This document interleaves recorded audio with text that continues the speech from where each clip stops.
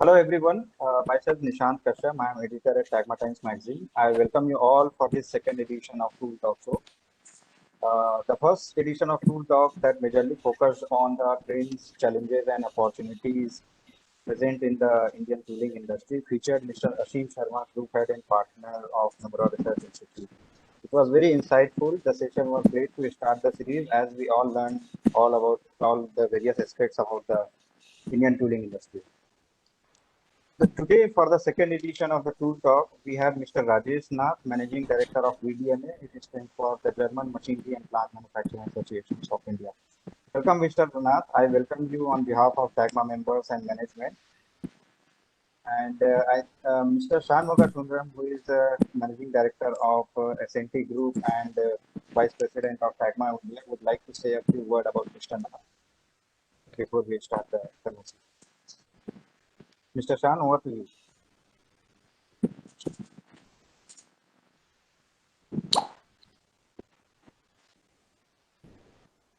Hello.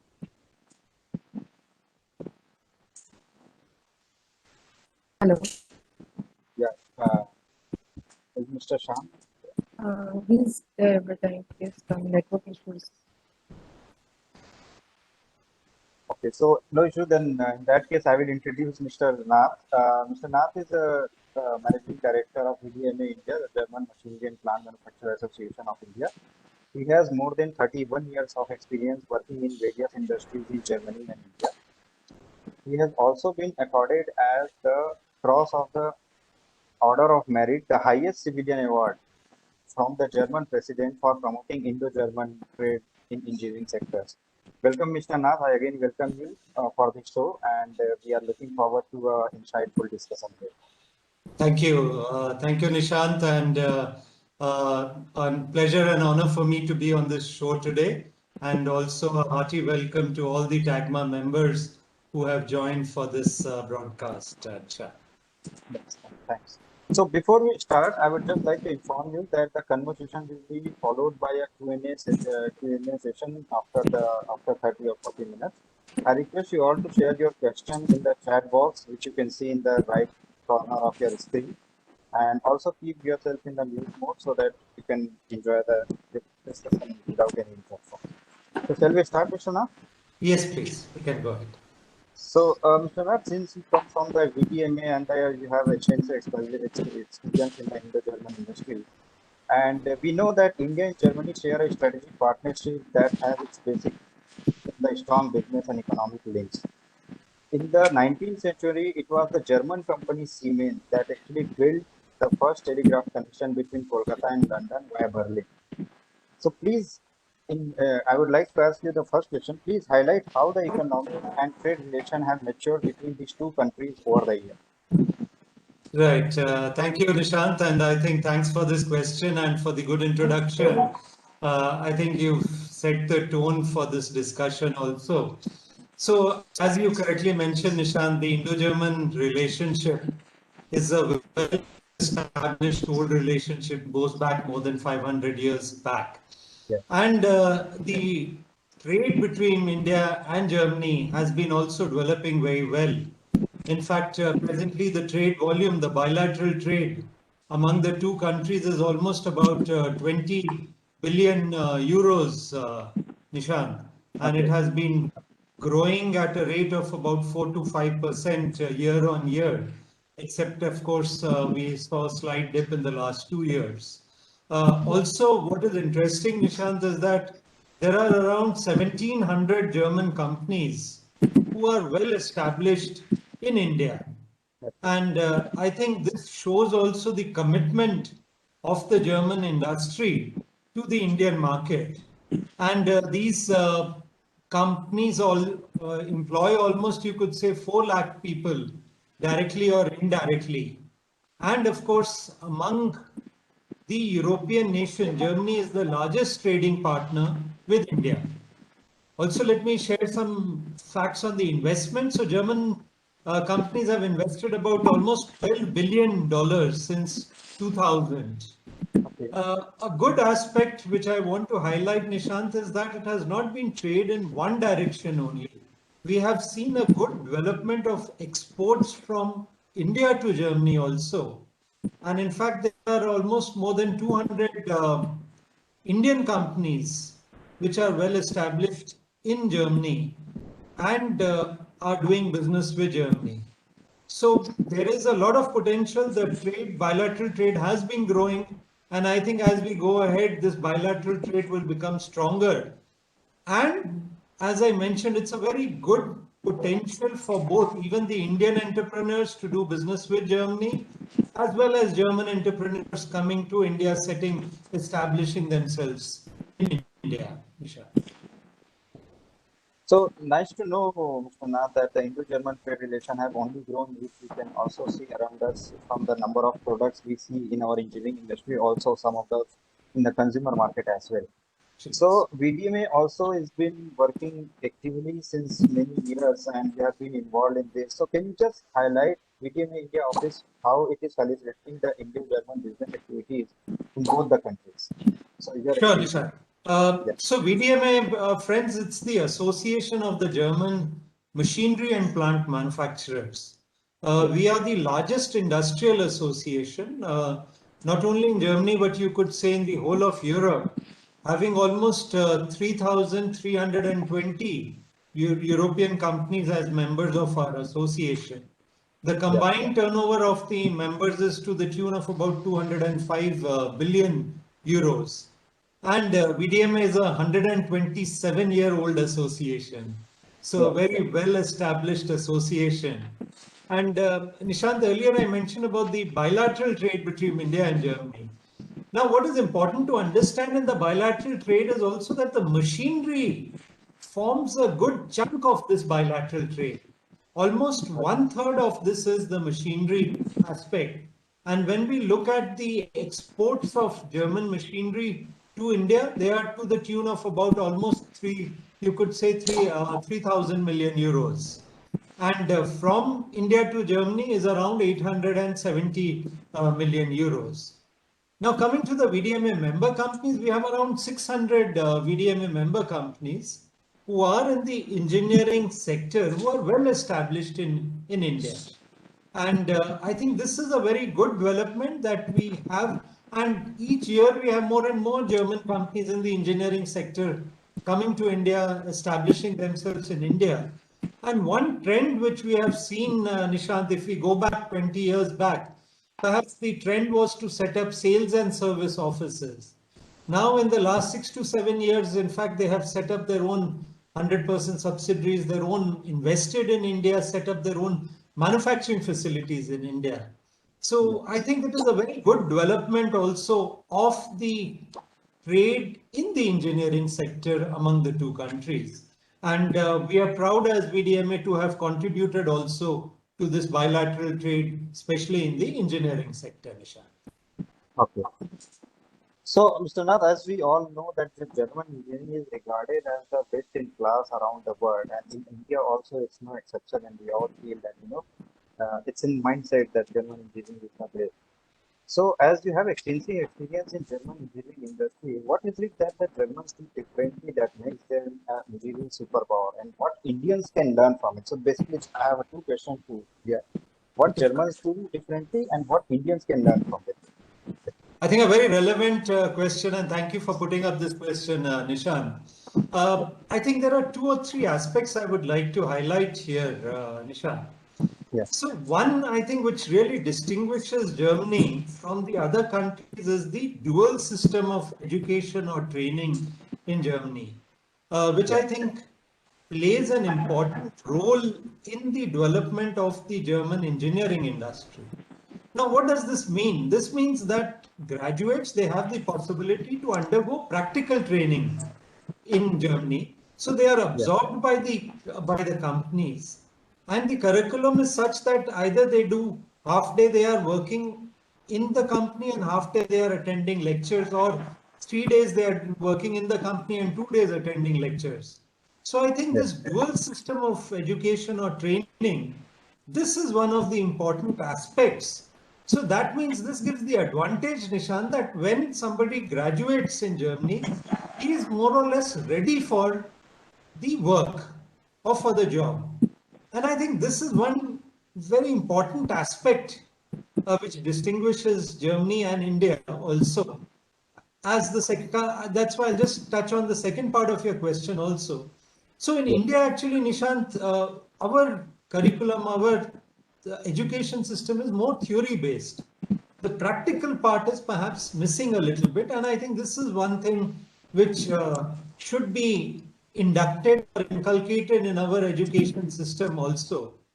Because I strongly believe it is not the question of unemployment in India, it is the question of unemployability. So the people, the young graduates coming, actually miss out on these practical aspects. So the companies would need to spend time and money to train these graduates to make them fit for the job. And I think that is where in Germany, they already have this practical training and they can immediately start with the work. Another, I think, very important distinguishing factor is also the R&D, research and development spending in Germany. Now, Germany spends, Nishant, roughly around 3.5% to 4% of its GDP on research and development. And this is what I think makes also gives Germany the cutting edge technology because of the spending in R&D. If you see the global average is around 2% to 2.5%. So Germany is spending well above the global average. And in India, actually, we are spending less than just about 1% or less than 1% on this R&D. So I think this is again where we need to increase the spending on R&D so that research and development also happens in the country, because that is actually going to give the value add. When we are talking about increasing our global value chain, this will only come when you have a certain bit of a value add coming into your activities. So I think, and of course, I would also, last point I will touch is also the industry academia interaction. I think this is very strong in Germany. In fact, many of the projects that are done in Germany are done together with the industry, the R&D projects, where they involve the research agencies or the institutions also. So actually the research work that is done by the institution in turn benefits the industry, because that is as per the requirement of the industry. So largely, Nishant, I think these are the three factors. And I think this is what perhaps we can also try to inculcate in India, or try to start this practice in India also. Yeah. So the 3 points that you mentioned, 2 points actually basically highlights about the skill development. Right. And the third one that you mentioned is the industry academia partnership, which is being flourishing in the Germany.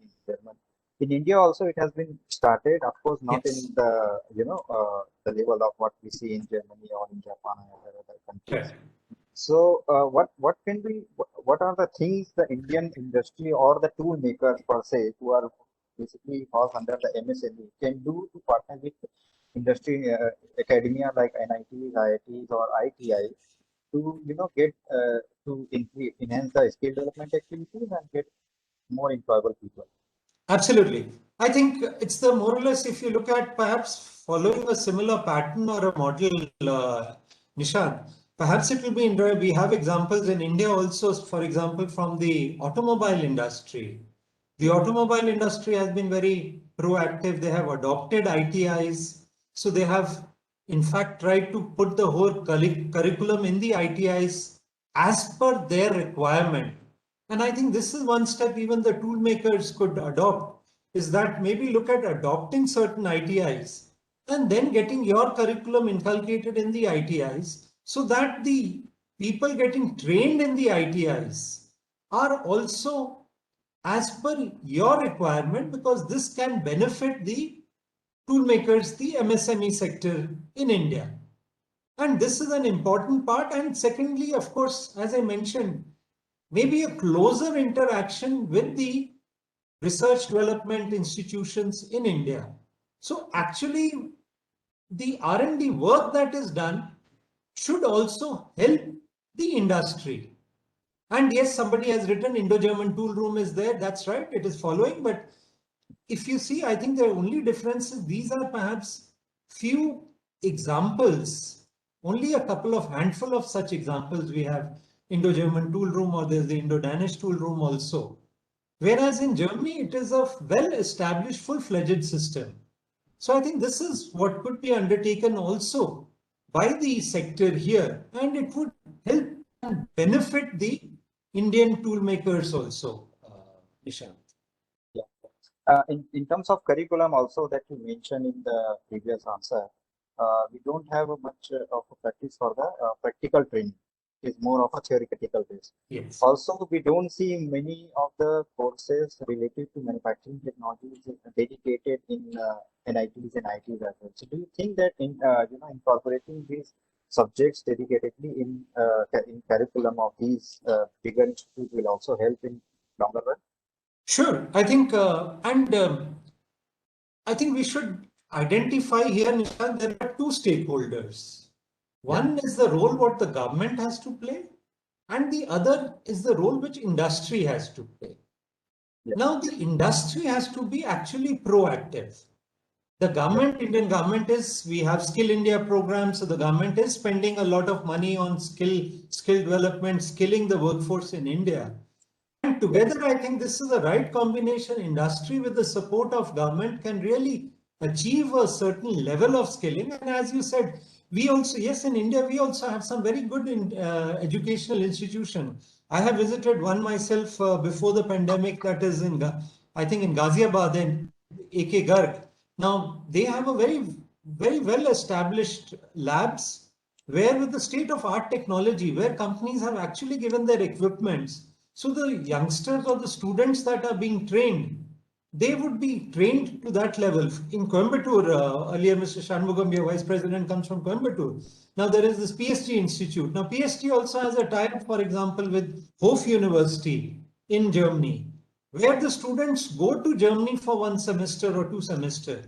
So I think we need to have more such interactions or more such educational institutions coming up which also offer good training.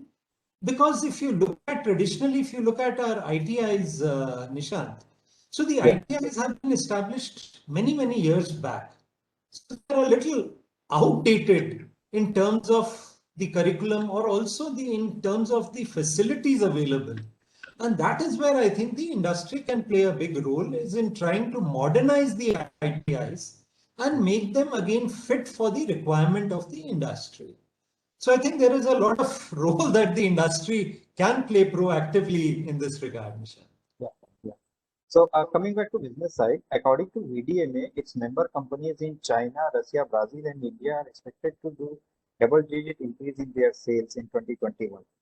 So what will drive the sales in Indian market particularly, according to you?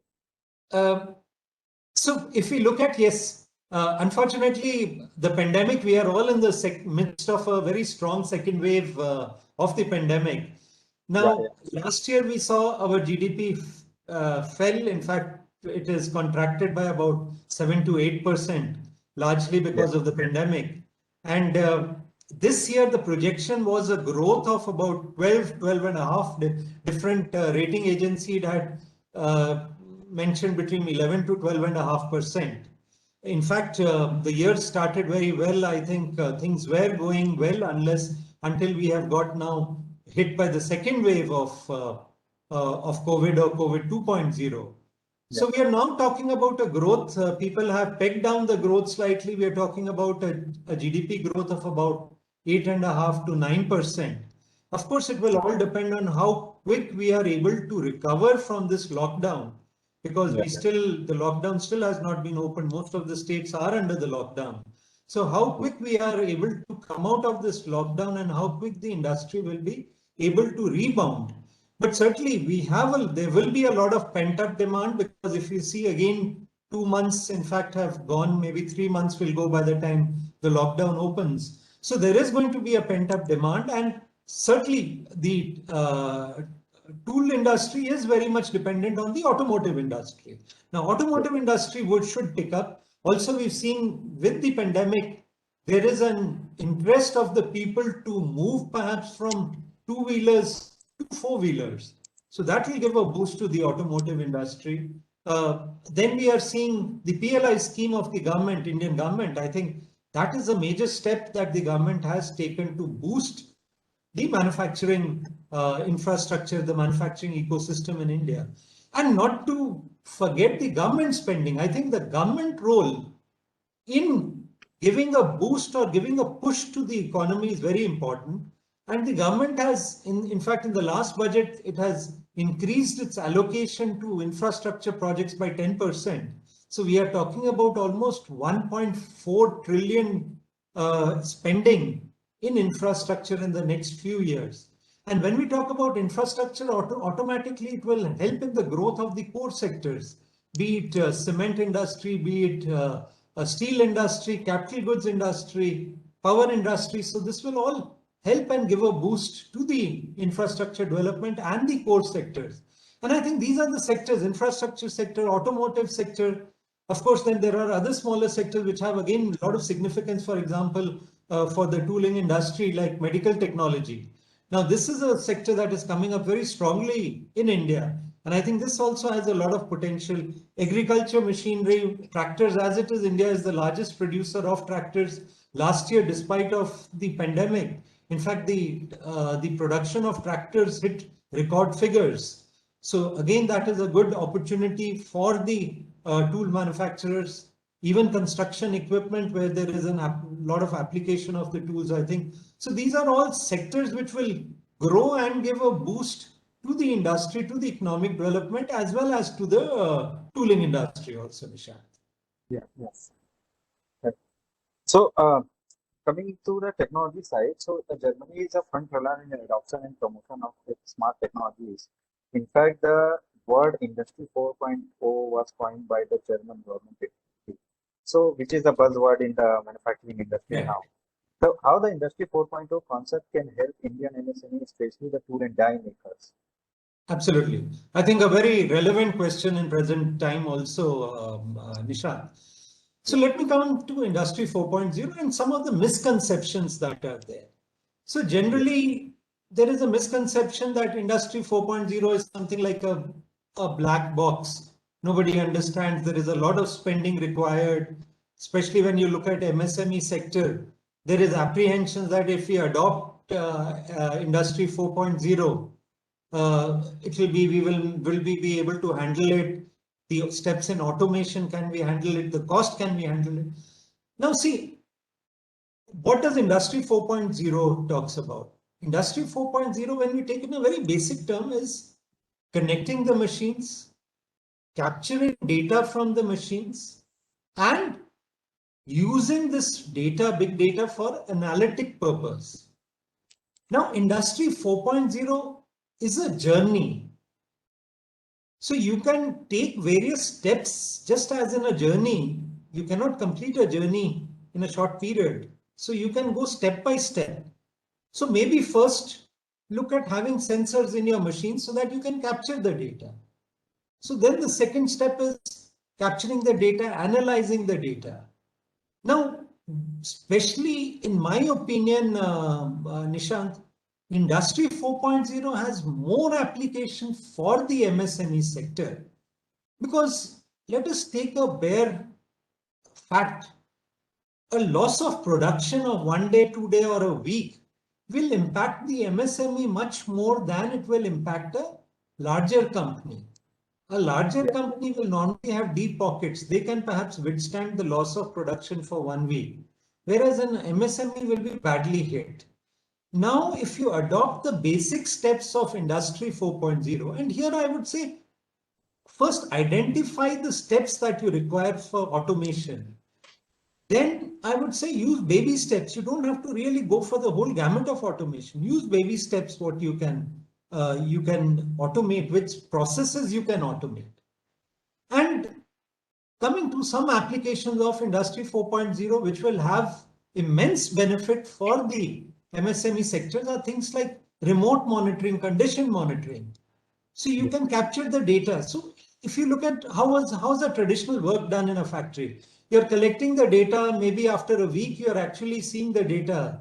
The foreman or whoever the supervisor will look at the data.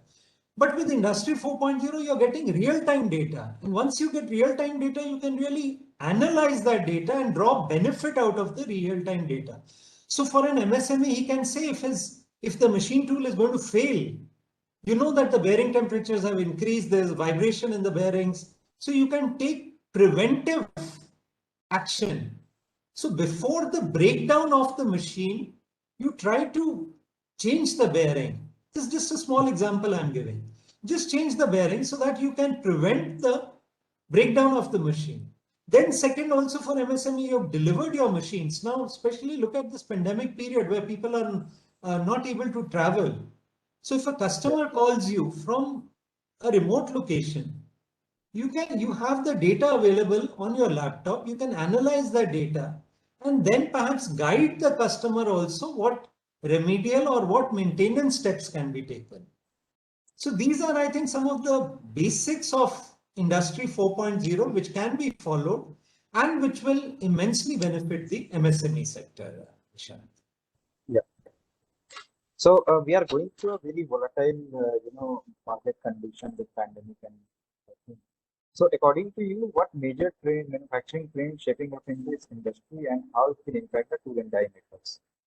Sorry, I did not get the question, Nishant. I could not understand. Yeah. So what are the major manufacturing trends shaping up in the manufacturing Okay. industry and how it will impact the tool and die makers? Right. Again, a very good and very apt question. So Nishant, let me come back at VDMA, we have this slogan, humans, machines and progress. So we strongly believe humans make machines.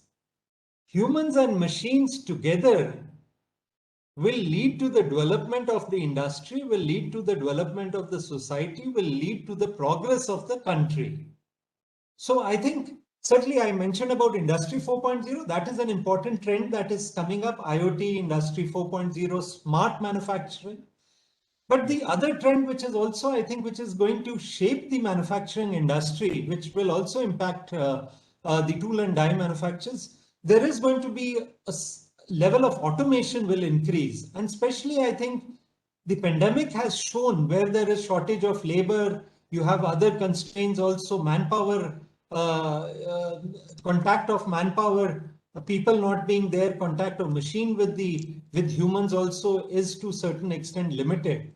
So I think here either robotics or, in fact, I am a strong believer that collaborative robots will also play an important role in the manufacturing industry in India. Because what do the collaborative robots do? They are not replacing humans. They are helping the humans. They are working hand in hand with the humans. And especially collaborative robots will play important role for operations which are dangerous, which are dirty and polluting. And I would say also now the third dimension of de-distancing, with distancing coming in, I think they will play an important role.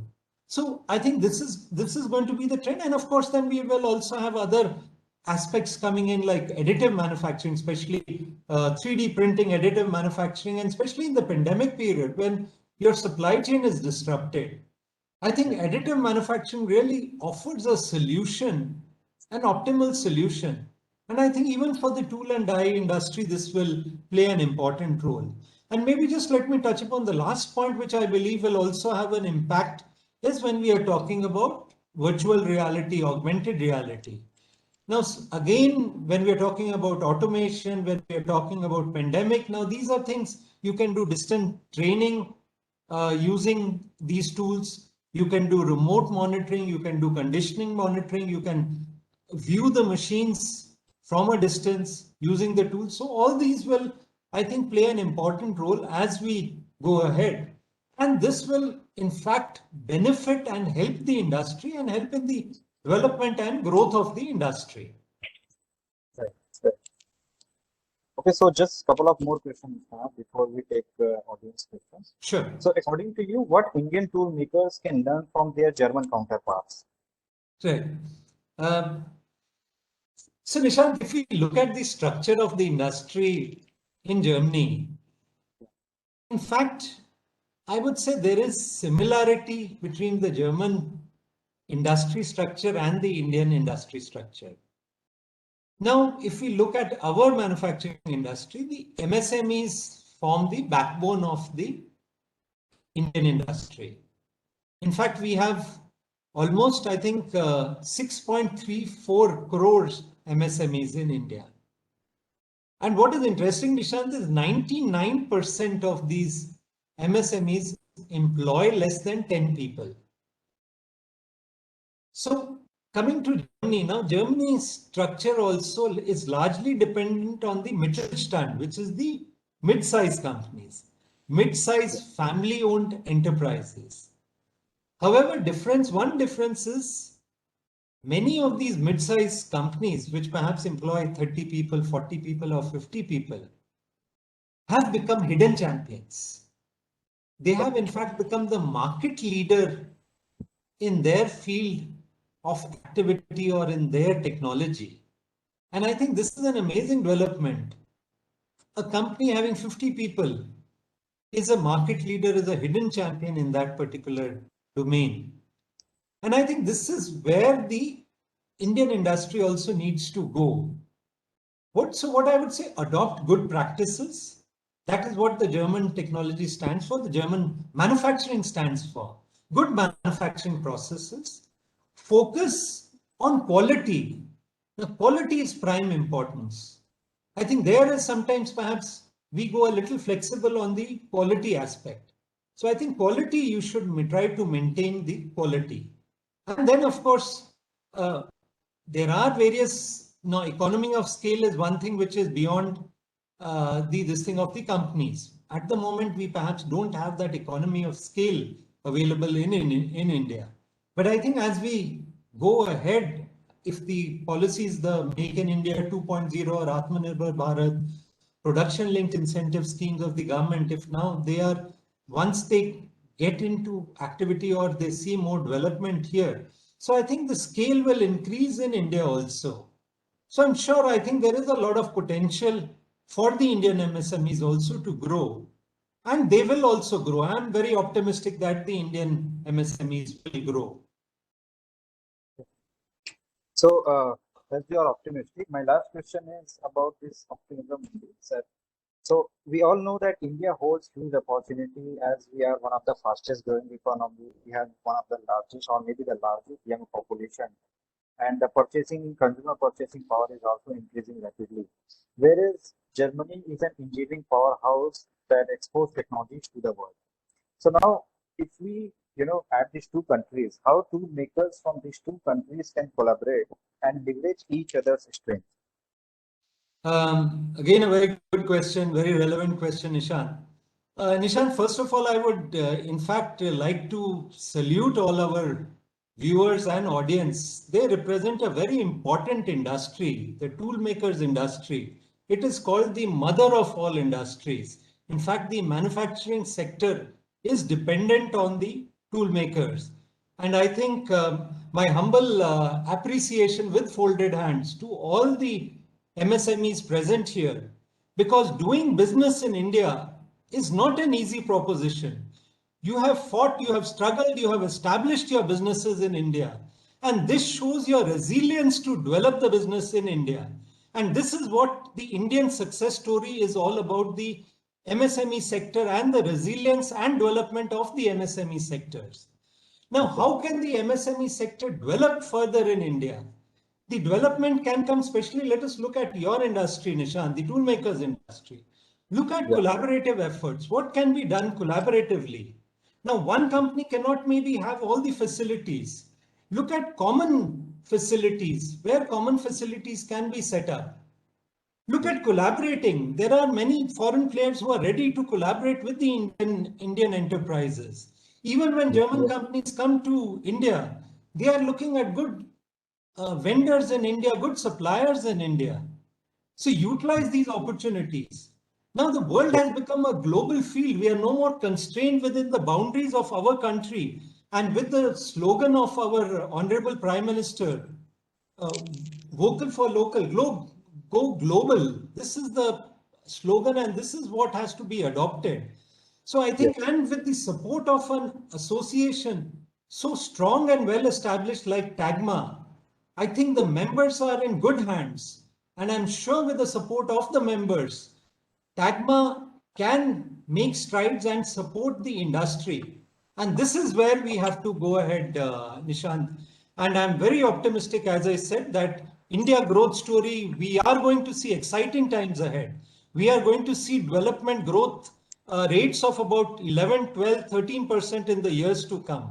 And we all have to be part of this growth story. Nobody should be left from this growth story.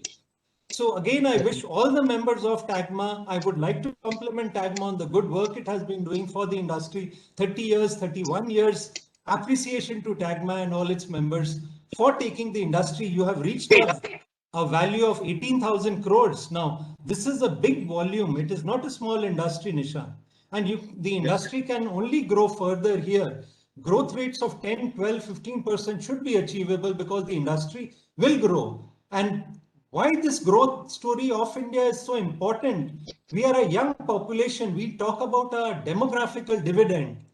Now, how do you gainfully employ the young population? You can gainfully employ the young population when you create enough jobs. The service sector is already creating jobs. The manufacturing sector has to play a role. And certainly here, I think the MSME sector will play an important role. The MSME already employs, it's the second largest employer, I think, after almost 12 crore people are employed by the MSME sector. So again, my compliments to all the members and to TAGMA for the good work. And I wish all the members the very best and be part of this growth story, Nishant. Okay. Thanks for this encouragement, Mr. Nath. And now we can take questions from the audience if they have any. Thanks for your insightful discussion and sharing your views only with the audience and the members. Can you have some questions in the chat box? I'm not able to find any questions. If you have any questions, please write in the chat box. Mr. Nath can answer it immediately. Sure. Any EC members? Do you have any questions from TAGMA management or from TAGMA management companies?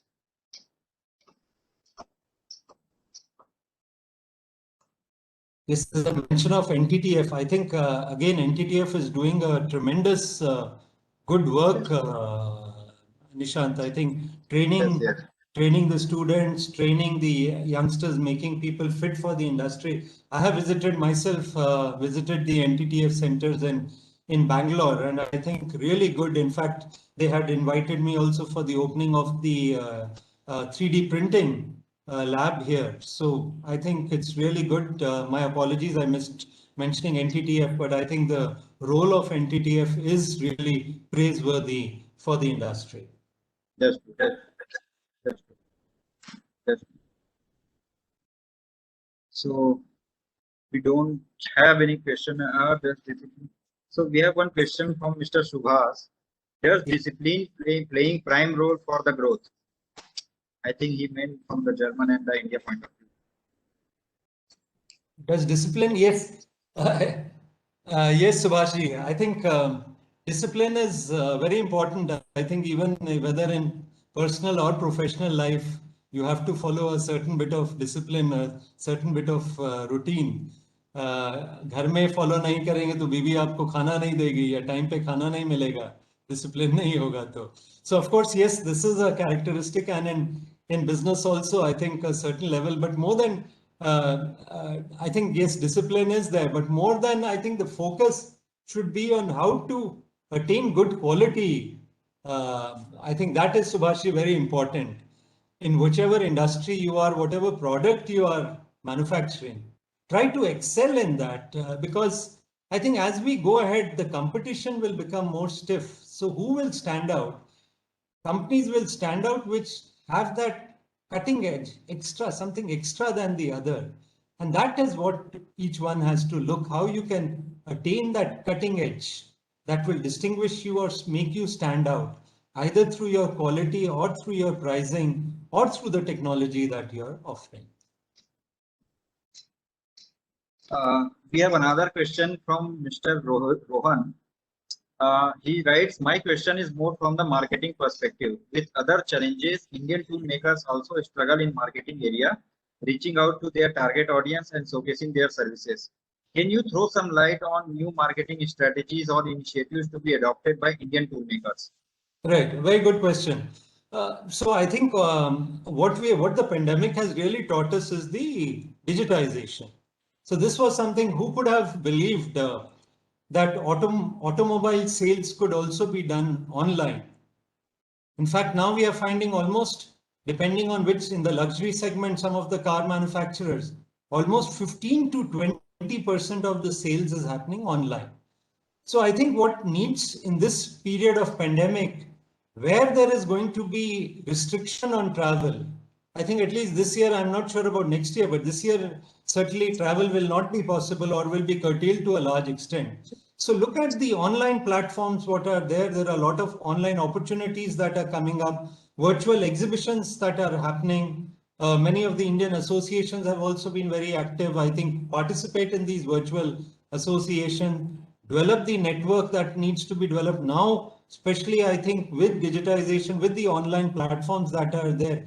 Use methods, perhaps unconventional methods, LinkedIn, things like that, to connect with your partners, to connect with your customers. So these are new thoughts which perhaps we would not have thought of, that these possibilities would be there. So as the time changes, I think we have to also explore these possibilities.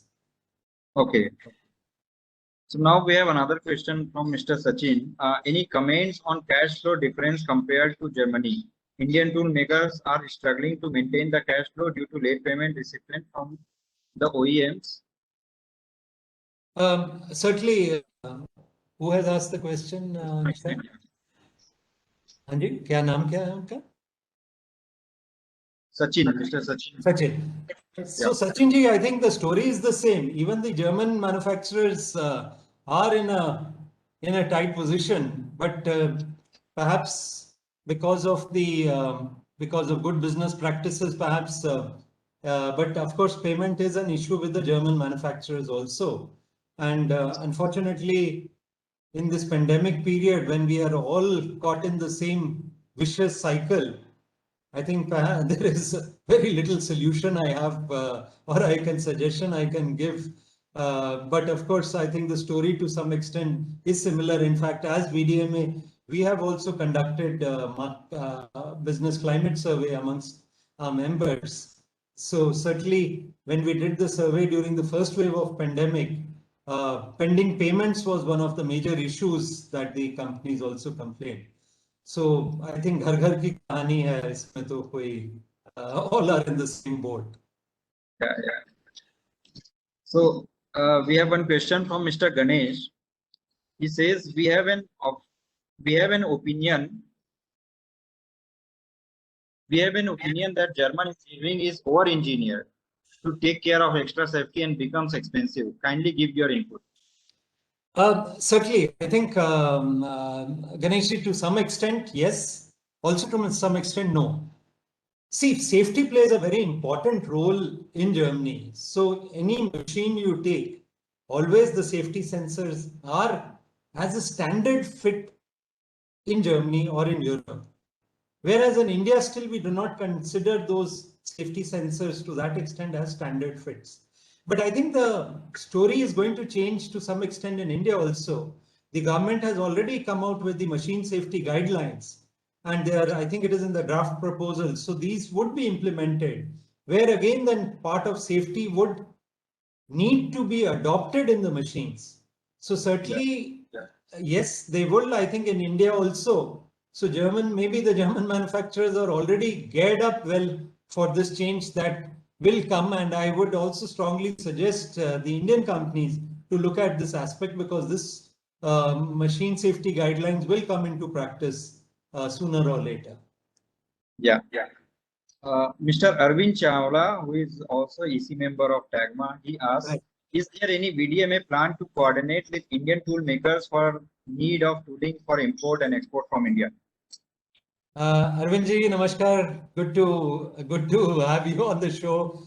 So Arvind ji, as you know, yes, see, VDMA is an association. So we ourselves, of course, are not involved in import or export, but our aim is certainly to help and promote the industry in both sides. That's why we see our role typically as a bridgehead between the German industry and the Indian industry. The business, of course, has to be done by the companies, and this business interaction has to be carried out by the companies. We have earlier had delegations also coming from the machine tool sector, from precision tool sectors. We've had German delegations, we have organized German delegations with the specific role of sourcing in India. And in fact, last year we were planning to have a German delegation specifically from the sector of medical technology, which again has application in your field also.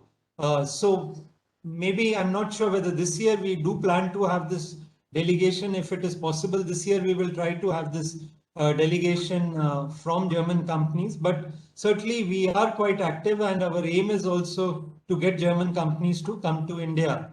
And hopefully this will help to foster the Indo-German trade also. Right. So we have a question from Mr. Shashi Kumar Menon. He says, as of now, most of the MSMEs are working in isolation and have limited resources. Isn't time that MSMEs come together and pool the resources to provide speedy, cost-effective, and quantitative solutions? Absolutely. I think, Mr. Shashi Kumar, you have hit the nail on the head. I think this is very much important, and especially, so what is, I think even the report that was done for the Indian tool industry by Nomura Studies, that also highlighted that there is a necessity to develop common facility center. The cluster approach should be there also for the tooling industry. Some of the other sectors have, for example, we do see clusters. For example, I'll just give a random example. When we look at the ceramic industry, we have very strong clusters in Gujarat, Morbi, Thangad, Himatnagar. So such cluster approach perhaps is also required here for the tool industry. And I think this is very important now. The state governments are also, each of the state governments are also offering incentives. So I think it is important that the tool makers come together and also look at these common facility center. I think government is also quite actively proactive now. So the government also could be approached as a combined strength. But I think what you have highlighted, I can only add to that, that this is what is the need of the our Shashi Kumar ji. Sure. We'll take a couple of more questions, Mr. Nath. Sure. Mr. Sachin has asked one question. Where you see the Indian industry on digital marketing platform, behind or growing compared to the international market? See, we were still, I think we are one of the early adopters. In fact, when we look at things like online payment, digital payment, when we had this demonetization effort from the government. So this led to the development of digital payment. Now, we have in fact surpassed most of the European countries when we look at the quantum of transaction, financial transaction that are taken place on the digital platform. And then software has always been our strength. So I think we can make good strides here, and we are not lagging behind anyone. I think it is only what is missing. And here maybe, Nishant, I would just like to touch upon one point which may not be perhaps known to many of the people, is that almost more than 60% of our MSMEs are not connected online. They do not have internet connections also. So I think this is what we need to strive towards, that the MSMEs get the internet connection. They also come in the digital fold as well as adopt digital tools. And I think that is very important, and India can make great strides here. So I think we certainly have the potential. We have to only utilize it, and I think awareness for this potential is also what is required, the various options that digital platforms offer. Yeah. Right. So another question from Mr. Indra Kumar. Can you suggest some collaborative initiative we can take with German companies, institute, or government, especially for the tooling industry? So certainly, So initiatives, what you can take is, of course, business. You have to reach out, Indra Kumarji, to your, if you're looking, it's just like any business, you have to reach out to your customer segments. If you're looking at technology, you have to reach out. From VDMA side, what we have is on our website in Germany, we offer this platform, we call it LICO, a license and cooperations platform.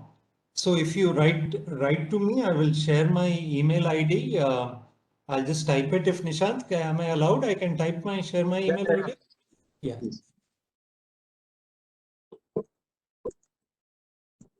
So you can send us an email on this email ID, and we have this LICO platform. So on this LICO platform, actually, we can put up, if your request free of cost, it is put up on the VDMA website for a period of about 2 or 3 weeks. If there is any company interested, they will automatically get back to you. And as I said, this is a free of cost service, so you could utilize that. Once you send us an email, we will send you the form. There are some details required. And Nishant, one more aspect I would like to touch upon, which I think now because of pandemic, unfortunately, it is stalled. But once the pandemic opens up, I think for the members of TAGMA also, this is a very good, we have this senior expert service program of the German government, Nishant. So these are senior experts. These are retired people from the German industry who are still active, and they offer their services to the industry under this program of the German government called SES. And what makes this scheme very attractive, Nishant, is that so you only have to pay 500 rupees per day as the allowance, not 500 euros, just 500 rupees per day allowance to these experts. And you have to provide them fooding and lodging. So even guest house, if there is, or a company guest house, or a good staying facility is also okay. It's not any 5-star hotel.